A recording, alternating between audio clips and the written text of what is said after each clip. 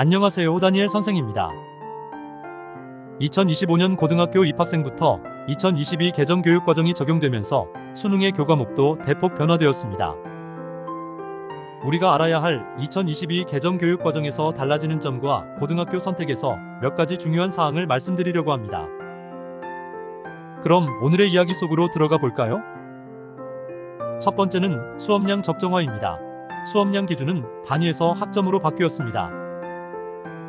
단위 학교별 차이는 있지만 졸업을 위한 이수 과목이 204단위에서 192학점으로 수업량이 감소되었습니다.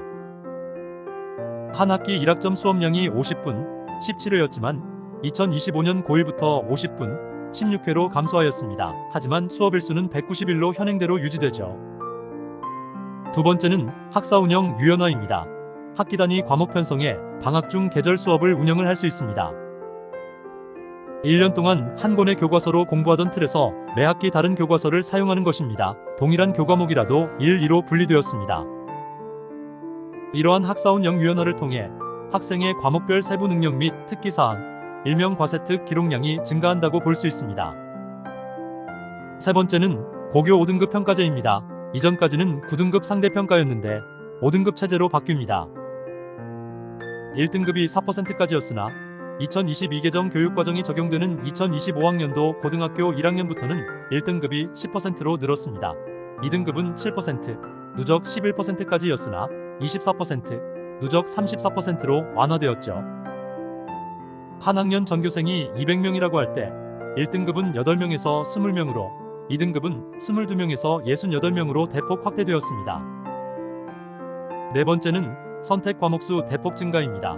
2015 개정 교육과정에서 선택 과목은 97개였으나 2022 개정 교육과정에서는 137개 선택 과목으로 학생들의 선택 과목이 증가했습니다. 그만큼의 학생들은 자신들의 진로에 맞는 교과목을 배울 수 있죠. 공통 과목에서 통합사회나 통합과학은 1, 2로 나뉘었고 진로 선택 과목 중 과학탐구 2에 좀 더 세분화되었습니다.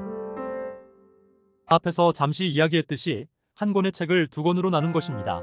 다만 일반 선택 과목인 탐구 1의 물리학, 화학, 생명과학, 지구과학은 변화 없습니다.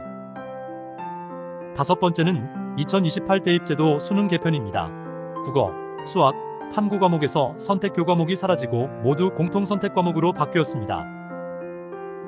국어의 경우 공통 과목과 두 과목 중 택일의 현행 체제에서 공통으로 바뀌었는데 공통 과목 안에는 화법과 언어, 독서와 작문, 문학이 모두 포함되어 있습니다. 그리고 수학은 공통 플러스 세 과목 중 택일에서 공통 과목으로 대수, 미적분일 확률과 통계를 묶었고 나머지 심화수학, 미적분, 기하는 검토 중입니다. 영어는 동일하며 탐구 과목은 통합사회와 통합과학을 묶어 응시하도록 하여 문이과의 벽을 허물고 융합학습을 유도하였습니다. 간단히 정리해보면 2022 개정 교육과정에서 달라지는 점은 첫째, 수업량 적정화로 졸업 이수 학점이 204단위에서 192학점으로 바뀌었습니다.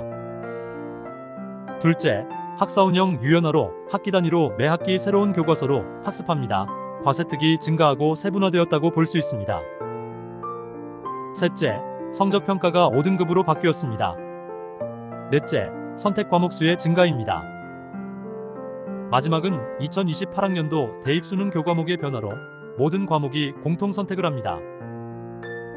자, 그럼 이제 고등학교를 입학하는 중학교 3학년 학생들을 위한 대입 전형에 대해 알아보도록 하겠습니다. 첫째, 대입 전형은 여러 가지가 있습니다.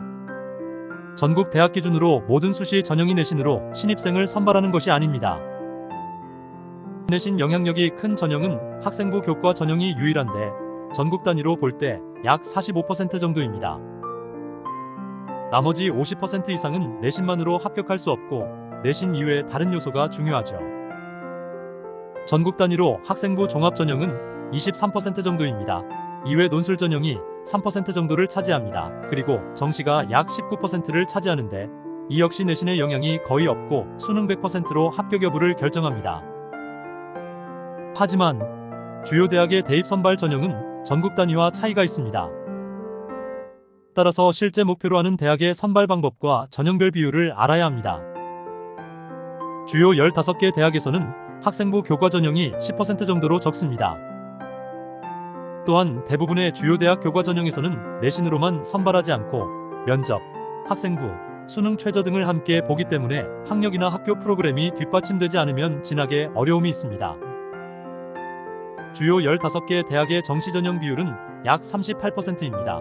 전국 단위로 보면 약 20%로 낮지만 서울 주요 대학은 그만큼 수능이 중요합니다. 실제 수시 2월 인원까지 고려하면 약 45%를 정시로 선발합니다. 주요 15개 대학에서는 학생부 종합 전형이 약 35%로 학생부 교과 전형 10%보다 월등히 높은 비중을 차지합니다. 학생부 종합 전형에서는 전공적 합성, 학업 역량 즉 내신 성적, 발전 가능성, 인성 등을 평가합니다. 특히 내신 성적을 어떤 경쟁 상황 속에서 얻었는지 등을 종합적으로 평가하죠. 예를 들면 평균, 표준 편차, 고등학교 지원자, 동점자 등을 비교하여 성적을 반영합니다. 이 때문에 특목고, 자사고, 비평준화 우수고 등의 주요 대학 학생부 종합대입 결과가 차이가 있는 것입니다. 논술 전형의 경우 주요 15개 대학에서는 약 9% 정도를 차지하는데요. 학생부 교과 정도의 비중을 차지한다고 보면 됩니다. 특히 이공계열의 경우 과학 논술은 폐지되고 수리 논술로 당락을 결정하기 때문에 수학의 중요성이 여기서 드러나기도 합니다. 대학은 내신 좋은 학생이 아닌 실력뿐 아니라 발전 가능성, 전공적 합성이 있는 학생을 선발하려고 합니다. 수시 전형에서 최저 학력 기준을 설정한 이유도 전국 학생들과의 비교에서 어느 정도의 수준인지를 판가름하는 기준을 알 수 있기 때문에 내신이 아무리 좋아도 수능 최저를 맞추지 못하면 합격할 수 없습니다. 실제 수시 전형의 경쟁률을 보면 지원 당시 수십 대 1의 경쟁률이 나타나지만 실질 경쟁률은 상당히 떨어지는 것을 볼 수 있습니다. 또한 대학은 교과 성적, 즉 내신을 확인하기 위해 면접을 실시합니다. 대학에서는 면접을 통해 학생의 진짜 실력을 판별해냅니다. 수시 전형에서는 학생부 기재 내용을 보다 세밀히 확인하기 때문에 면접이 그만큼 중요하죠. 때문에 학생부 종합 전형에서는 학생을 다단계로 선발하기도 합니다.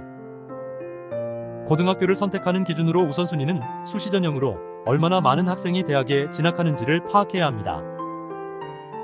우수한 학생들이 모임 집단은 내신 따기가 어려워 진작에 정시로 발길을 돌리는 학생들이 많지만 상위권 대학 진학을 위해서는 정시보다 수시가 보다 적합함을 알고 고등학교 교육 프로그램 및 진학 결과를 알아야 합니다.